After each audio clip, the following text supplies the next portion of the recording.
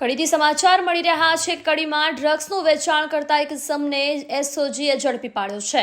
કડીના ગણેશપુરા પાસે ડ્રગ્સનું વેચાણ કરતા ઇસમને 8,44,290ના મુદ્દામાલ સાથે ઝડપ્યો છે। મહેસાણા એસઓજી નંદાસણ વિસ્તારમાં સૈયદ સદ્દામ હુસૈન જાકીર હુસૈન કરતો હતો એમડી ડ્રગ્સનો વેપાર, જ્યારે એફએસએલના રિપોર્ટના આધારે એમડી ડ્રગ્સ હોવાનું સાબિત થયું છે। જ્યારે 58 ગ્રામ 19 મિલીગ્રામ એમડી ડ્રગ્સ કિંમત ₹5,80,190 રોકડ રકમ 59,000 તેમજ ગાડી સહિત 8,44,290નો મુદ્દામાલ ઝડપી પાડ્યો છે।